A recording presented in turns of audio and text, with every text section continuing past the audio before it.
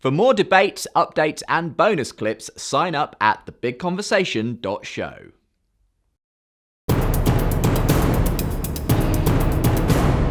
As far as you're concerned, then, that idea of personal identity is an illusion. We are simply the accumulated product of our brain states in that sense, if we're anything.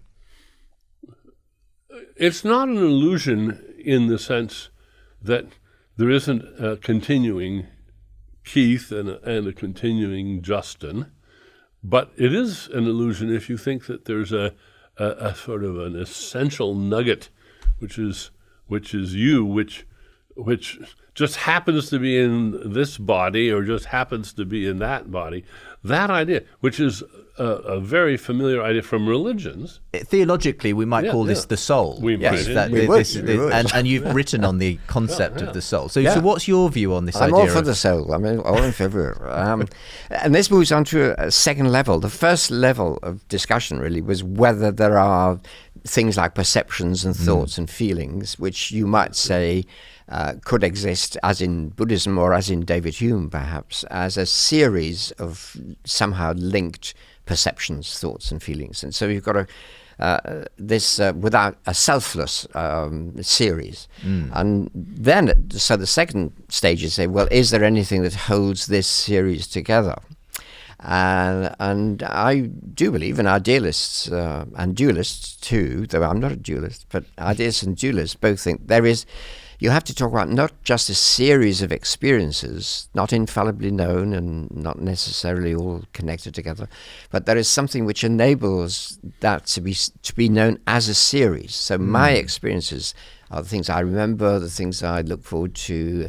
And again, to take an example from music, if I hear the last chord of a Beethoven symphony, I hear it as the last chord of a symphony, which is very different from just having an experience of a chord. So memory is linked somehow, and this is a great problem for people in some Buddhist schools who think of the self as a chain of experiences. And you have to say, well, then there must be something which is a subject, and here it is, a subject of experience. So experiences are possessed by something. Now, I think Daniel might say the brain, or part of the brain, and I'd think, no, it's nothing physical. You see, that's the point. So I wouldn't call this supernatural, but it's not physical. So it's supranatural, that is to say. It doesn't come within the physical realm of public verification. And the subject that is experiencing and remembering and looking forward to, this is the immaterial me, in a sense. Yes, it is. It is not a material thing. It cannot simply be the brain that is having the subject. So I strongly don't believe that I am my brain.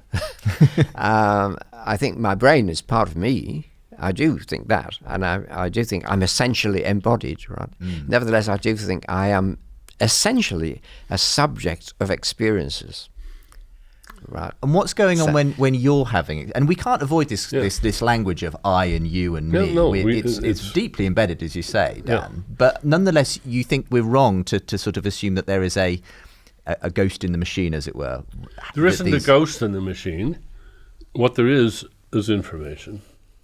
And information that is organized and that uses memory and anticipation to organize that information. And that can be considered to be the sort of software that's running on the brain.